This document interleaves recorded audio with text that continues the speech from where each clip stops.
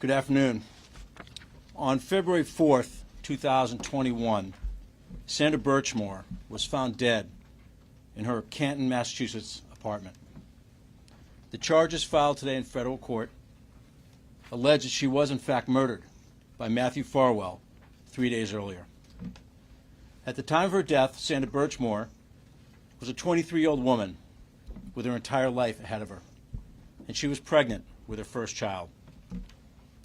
We allege that Sandra Birchmore survived years of grooming, statutory rape, and then sexual violence, all at the hands of Matthew Farwell, who was employed throughout their relationship as an officer and then detective for the Stoughton Police Department. And when it became clear to Mr. Farwell that he could no longer control Sandra Birchmore, he allegedly silenced her permanently. This morning, Matthew Farwell was arrested on a federal grand jury indictment charging him with one count of killing a witness or victim. Specifically, Mr. Farwell is charged with violating Title 18 United States Code 1512 for killing Sandra Birchmore with the intent of preventing her from communicating information about his possible commission of federal crimes. How did this all unfold? What happened here? Well, back in 2010, a 12-year-old Sandra Birchmore applied to join the Stoughton Police Department's Explorers program, which introduces teens to policing. Officer Matthew Farwell was an instructor in that program. And as alleged in court documents, he befriended Sandra Birchmore, contacted her online, went to the library with her, became friends on Facebook, essentially groomed her. And then he committed statutory rape by having sex with her when he was a 27-year-old police officer and she was just 15 years old. Mr. Farwell continued to have a sexual relationship with Sandra Birchmore until her death 8 years later, allegedly meeting her for sex regularly when he was on duty and being paid by the Stoughton Police Department. Now, in the weeks leading up to Sandra Birchmore's death in February 2021, she found out that she was expecting a baby. And she told Mr. Farwell that he was the father. According to court documents, Ms. Birchmore was very excited about becoming a mother, buying baby clothes and other items, taking precautions to ensure the health of her new child. Sandra Birchmore had good friends, she had a good job, she had dreams of becoming a nurse, and she had a child on the way. But Mr. Farwell did not share in that excitement. It's alleged that Mr. Farwell reacted quite negatively to the news that Sandra Birchmore was pregnant with his child. And he acted angrily, it is alleged, when Sandra Birchmore started making requests of Mr. Farwell around doctor's appointments and ultrasounds and what information would be on the birth certificate. Mr. Farwell was losing control in late 2020, early 2021, and the information that Sandra Birchmore possessed about his illegal conduct was in danger of slipping out. In fact, word started to get out about their relationship. Less than 2 weeks before she was found dead, someone called the Stoughton Police Department and disclosed that Matthew Farwell had had a relationship with Sandra Birchmore. And when Mr. Farwell learned about that call, he became visibly angry. Mr. Farwell, it is alleged in these court papers, started to lose his patience, lose his temper, and the 6'4" Mr. Farwell started to be physically violent with 4'10" Sandra Birchmore. And Sandra Birchmore told her friends that Mr. Farwell had pushed her and shoved her and put her in a chokehold. She was scared. And during that same time, Mr. Farwell was allegedly planning Sandra Birchmore's murder. For the first time, he requested a key to her apartment. And she told friends that he was oddly inspecting the apartment and looking at the closet, including the closet that she was found dead in front of. And then it all came to a head on February 1st, 2021. Mr. Farwell went over to her apartment that evening, and he strangled Sandra Birchmore to death. That's the allegation in this case. And he used his knowledge and experience as a law enforcement officer to stage her death to look like a suicide. He allegedly attempted to cover his tracks to literally try and get away with murder. And he almost did, until today. Back in 2021, with the information that was available, Sandra Birchmore's death was ruled a suicide, or deemed a suicide. But over the last year or so, the FBI and our office We've been working exhaustively with our state partners. We've uncovered new, critical new information, examined the existing information, all of which led to this federal grand jury indictment. If convicted on this charge, Mr. Farwell faces a minimum of life imprisonment. Giving voice to the voiceless, ensuring that no one is above the law, protecting the vulnerable people of Massachusetts, that's the highest calling of people in law enforcement. And this case represents those principles. And every day across Massachusetts, thousands of police officers, federal, state, local law enforcement, put their lives on the line to protect the people of Massachusetts. Mr. Farwell violated those principles, and now he faces very grave consequences. It is disheartening to have to charge law enforcement officers, especially with crimes as serious. But it's our job at the Department of Justice to investigate potential crimes without fear and without favor. We do in this office what we've been doing for decades with our federal partners like the FBI. We follow the facts, regardless of where they lead. We apply the law and the principles of federal prosecution, full stop. We are not influenced by social media chatter. We are not influenced by politics. We're influenced by the facts and the law. Our mission is to do our level best to do justice in every case. And our mission today is to do justice for Sandra Birchmore. Lastly, I want to note that we are sharing the information and the evidence that we developed in this case with the Norfolk County District Attorney's Office, with the Massachusetts State Police, and with the Massachusetts Attorney General's Office, so they can assess whether state charges may be warranted in this situation. And I want to thank those three agencies. I also want to thank the Stoughton Police Department for their assistance in our investigation.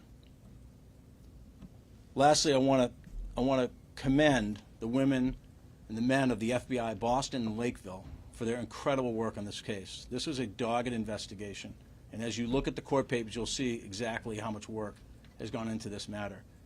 A huge credit to them, and I particularly want to thank the members of my office, the office I'm proud to lead, the victim witness advocates, paralegals, the chief of our Human Trafficking and Civil Rights Unit, Liz Riley, Assistant United States Attorneys Tori Cummings and Brian Fogarty.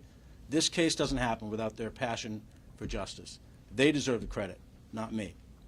Now I want to turn it over to Steve Kelleher, the Assistant Special Agent in charge of FBI Boston. Good afternoon. I'm Stephen Kelleher, Assistant Special Agent in charge of FBI Boston. At approximately 10:45 a.m. this morning, the FBI arrested former Stoughton police officer Matthew Farwell for allegedly taking the life of Sandra Birchmore in order to ensure her silence. The FBI SWAT team took him into custody at a shopping plaza in Revere without incident. Immediately following his arrest, we shared this significant development with Sandra's family. We know it does not ease their pain, but hopefully it answers some of their questions. Simply put, this case is about seeking justice for Sandra, who we believe was killed by Matthew Farwell after he allegedly groomed and sexually abused her when she was just 15 years old, violating her body and her civil rights. It's also about keeping Mr. Farwell from getting away with murder and from harming anyone else. We in law enforcement are entrusted with immense authority because our decisions can have life-changing consequences, both good and bad. To temper that power, we must adhere to the highest of ethical standards.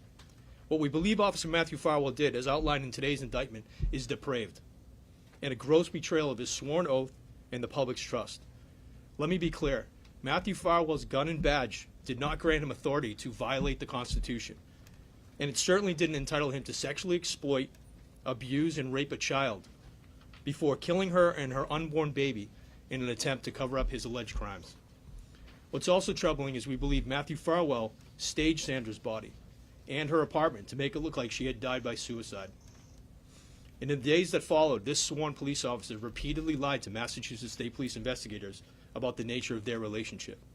It's a stark contrast to the sheer excitement and pure joy that Sandra felt when she told Farwell that she was expecting his child, texting him a photo of a poster she had made celebrating the pregnancy. Our investigation also uncovered additional evidence that is inconsistent with someone choosing to die by suicide. In the hours leading up to Sandra's death, she reached out to a photographer to inquire about booking a newborn photo shoot.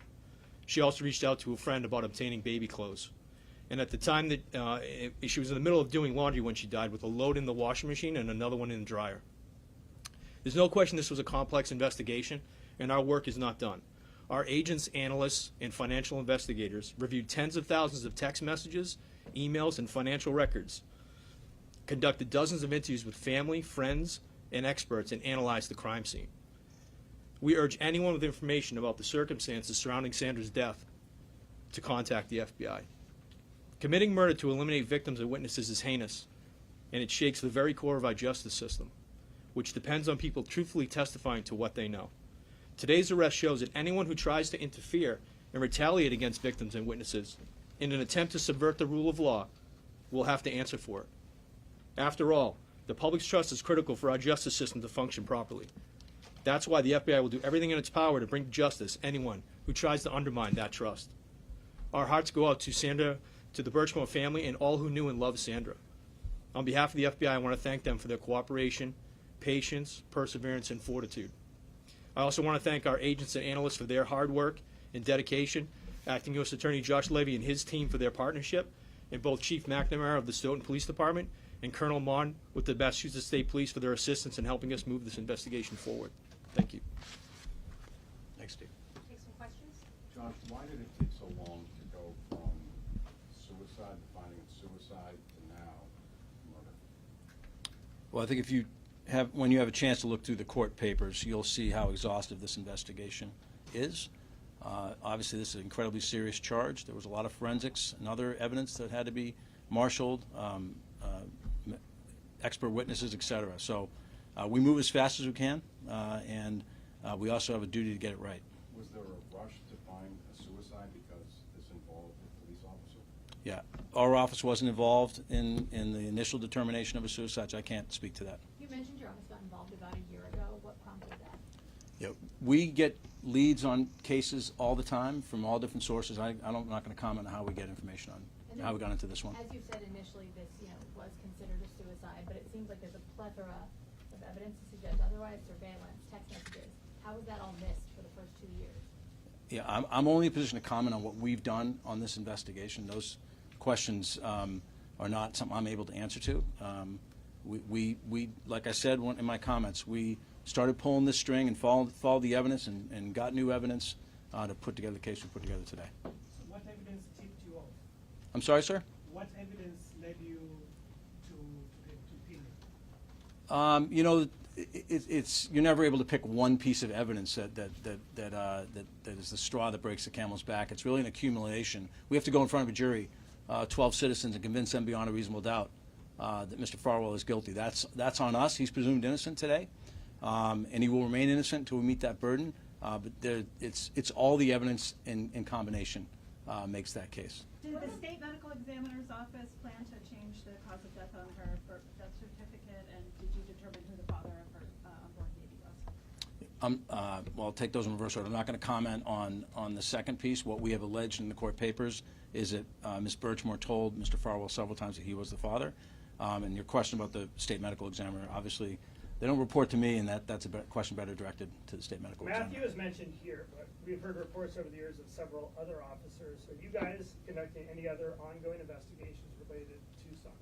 So I think Assistant Special Agent Charge Kelleher alluded to the fact this is an ongoing investigation. I'm not going to comment on what the other pieces are that we're looking into, but it's an active investigation. So Shelley. this is a death penalty eligible case. Is that on the table, or is that already off the table? Shelley, you're absolutely correct. The maximum penalty under this statute as charged is a sentence of death. And whether to seek the death penalty in a federal case is decided at the highest levels of the Department of Justice. That decision has not been made on whether the death penalty was sought in this case, and that process will continue, but I can't comment on it beyond that. Would you favor that? Would you push for that? Not going to comment on it. It's a process that involves a lot of people at the Department of Justice, and I'm not going to share my view on this. Did other officers in Stoughton or Stoughton government know about the grooming, the underage sexual contact that Matthew Farwell was having with Sandra when it was going on in those early 2010, 11, 12, 13? I'm not going to comment on information that's not in the public record. As you heard, this is an ongoing matter, so we're going to continue to look into this matter. And if there's other individuals that we develop evidence that they've violated the federal law, we'll proceed. Josh, can you touch on? I mean, murder state usually is the one obviously the feds have jurisdiction on many cases, but what made this one get to federal authorities, and do you think that the state officials watched this investigation? You know, there's a lot of overlap in the law between the federal government has jurisdiction over and what the state government has jurisdiction over. When someone comes to our office with credible information that a police officer may have been involved in a murder and underlying legal violations as set forth in the indictment, we're going to investigate that case every time. They come in different shapes and sizes, but that is our duty to the public, is to pursue credible leads like that and investigate them fully. To follow up on her question, we saw Lieutenant Tully outside earlier. This was Norfolk DA's case first. You mentioned that they've been state partners throughout this. Does your office look into what may have went wrong in their investigation? This case about what went wrong for Sandra Birchmore and how she was treated by Matthew Farwell and how he violated her rights and ultimately killed her. That's what this case is about. It's not about what happens at other state agencies. This is about justice for Sandra Birchmore. This is the second major death investigation where your office has come to a different conclusion than Norfolk County DA. I'm sure you can't comment on that, but is that normal for federal prosecutors and state prosecutors to reach different conclusions on investigations? So I'm here to talk about one case. We've got about 1,000 cases in the office. I'm not going to comment on any other case in the office. I would just caution you to not extrapolate too much from one case out of all the things that are happening in our office. This district has brought a charge of killing of a witness. I can't think of any others. I'm wondering if there are others. Yeah. I don't know the answer to that. That's a question. That's an answer we could get for you, but I don't know the answer to it, Shelley. We bring charges of obstruction of justice frequently, as you know, but I'm not pulling one off the top of my head that Are there other matches this. Sorry.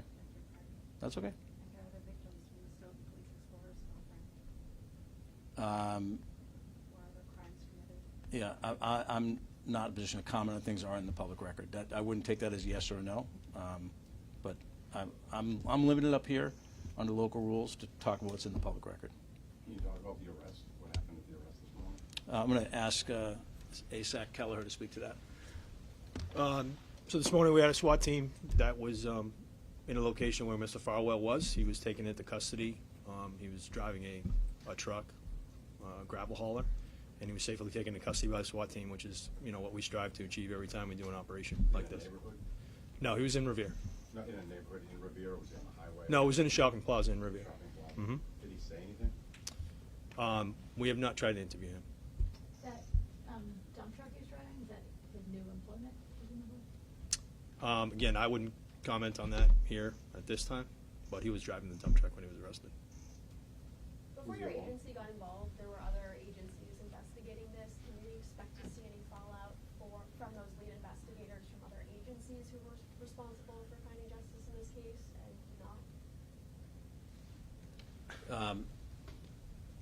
You know, I think the juncture we're at right now is that we are working with state agencies. We've developed, as I said, new information that we're going to share with our state partners. They're going to make decisions about what charges are appropriate under state law, if any. Can you tell us who the lead investigator was on this case before your agency got involved? I can tell you the lead investigator was for our matter, which was the FBI. I don't know. I honestly don't have information on who the lead was in a state investigation. I don't get that type of information. You've said that you're not, you're looking just into the facts of Sandra Birchmore's death. That's the focus of this case, not what law enforcement agencies prior to you did. Is that within your jurisdiction to investigate what those state agencies did? I think what I said was I'm here to talk about Sandra Birchmore, and I'm not here to talk about other things that are happening in the United States Attorney's Office. It's 125 federal prosecutors doing a lot of different things. In this case, this press conference is about one young woman who was, we allege, was killed by a Stoughton police officer, Matthew Farwell. Can you explain how your investigation might be complicated by the fact that you're going now into federal court where there is this, and you found that it was suicide, the Norfolk County DA's office opted not to pursue it. How does that affect your efforts now to prosecute? Yep, good question. Look. In evaluating whether to bring charges, we obviously look at all the evidence that's both incriminating and exculpatory. All that gets turned over to defense lawyers. Mr. Farwell will be well represented in this case, and those facts will be put out in front of a jury. We are confident that when all the evidence is presented to a jury, if it gets that far, that those issues will not prevent us from securing a conviction. Have you done your own, have your own person do an autopsy? We- That's come to a different conclusion? I know there's another one out there that's already been reported on. but- That's correct. There's an expert witness. I don't want to get into exactly what that person did or didn't because I don't want to mischaracterize it, but it's in the court documents, who has a tremendous amount of experience in this field and has reached a different conclusion. Just a couple more questions. And just to be clear, you're not gonna comment on the other two officers who had sexual relations with Ms. Birchmore? That's correct. How unusual is it for a police officer to be charged with a capital offense involving sex with a minor? It's unusual in my experience. I don't have a full handle on how often this has been done nationwide, but it's an unusual situation. And that's partly why it's so incredibly disturbing. Anyone else? Do you have any words of caution to departments that have Police Explorer programs based on what you learned from your investigation about how this was able to unfold? Yeah, I'm going to stick to my swim lane. I'm not an expert on Police Explorer programs, and so I really don't have any intelligent answer to that question. Thank you.